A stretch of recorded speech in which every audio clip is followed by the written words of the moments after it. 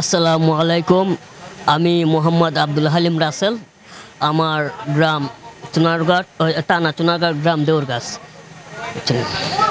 আচ্ছা, একটু জানতে চাই, আজকে দেখলাম আপনাদের স্পিড বোটে করে এমপি সাহেব পুরো সেই মরা নদীকে জীবিত করেছিলেন, যে সেই খোয়াই নদী, সেখানে আপনি ঘুরলেন স্পিড বোটে, অনুভূতি বলেন।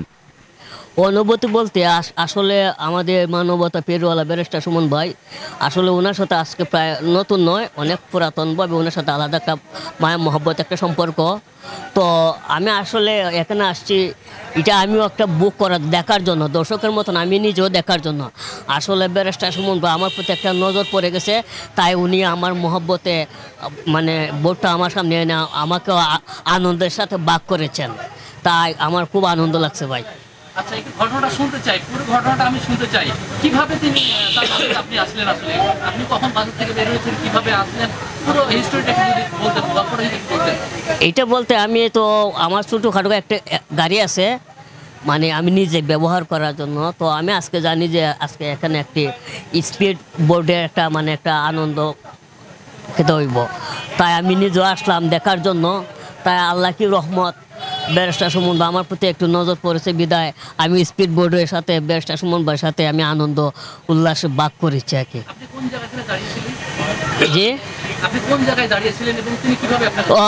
এইটা বলতে আমি সুমন ভাই, ব্যারিস্টার সুমন ভাই ডাইন হাতের ভিতরে আমি, উনি আমাকে এইভাবে মানে ধরেছেন যে, এবং ওনার হাতে যে পতাকাটা, ওই পতাকাটা আমার হাতে দিয়েছেন, এবং উনি আমাকে বলছেন ইশারাভাবে যে ভাই আপনি ডান হাতে মজবুত করে ইতিহাসের মানে পাতায় এইভাবে একটা মানে বলছেন, এইভাবে একটা আমাকে গর্জে উঠে ভাবে একটা মানে খেতা করেছেন। সেই সময়ের অনুভূতিটা, যখন জাতীয় পতাকা আপনাকে এক হাতে দেওয়া হলো এবং এক হাত উঁচু করে দেখাতে বলা হলো, সেই সময়ের অনুভূতিটা কি? অনুভূতি বলতে আসলে আমি নিজেকে অনুভব করছি যে এই মাত্র নাকি দেশ স্বাধীন হয়েছে।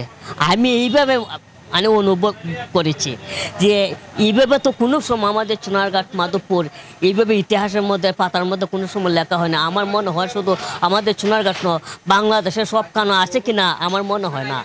এবং আমি জানি আমাদের ব্যারিস্টার সুমন ভাইয়ের প্রতি শুধু বাংলাদেশ নয়, সারা বিশ্ব তাকিয়ে আছে। ওনার যে স্থান চলন এবং ওনার যে ভূমিকা সারা বিশ্ব তাকিয়ে আছে। আচ্ছা, আপনার সাথে কি কথা হলো ওখানে? ততটুকভাবে কথা হয় নাই, মানে আমি কিভাবে করণীয়, কীভাবে বসতে হবে বা কীভাবে পতাকাটা হাতে নিতে হবে, কীভাবে হাতটাকে মজবুত করতে হবে, সেগুলো ওনার সাথে কিছু আলোচনা হয়েছে। ভয় লাগছিল আপনার? না না, আসলে ভয় লাগার তো কথা নয়। আসলে এই যে বললাম না, ওনার সাথে চলাফেরা প্রায় 15 বছর ধরে একবার মিনিমাম। কারণ এর আগেও উনি আমাকে একটা গাড়ি দিয়েছিলেন আমি নিজে চলাচলের জন্য। এরপর থেকে উনি যে জায়গাতে যান, আর যখন আমাকে রাস্তার মধ্যে পান, উনি নিজে গাড়ি স্টপ করে আমাকে সালাম দেন বা আমাকে সাথে কুলাকুলি মোলাকাত করেন, ভালো সম্পর্কে মানে আলোচনা করেন। এইভাবে আর কি আমার খুব ভালো লাগে বা আনন্দ লাগে।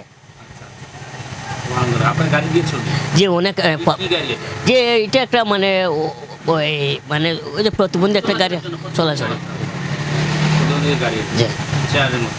চেয়ার বলতে ওই 3 চাকার ওই বড় রিক্সা চাকা দেন, এগুলো সিস্টেম করে চেন সিস্টেম।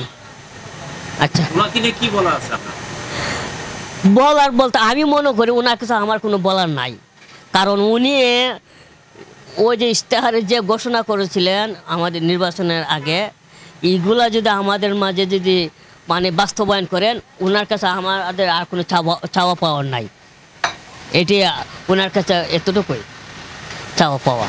উনি যা নিজে ব্যক্তিগত আমাদেরকে আশ্বস্ত করেছেন, এতটুকু আমাদের সোনারঘাট এবং মাধবপুরবাসী চাওয়া পাওয়া।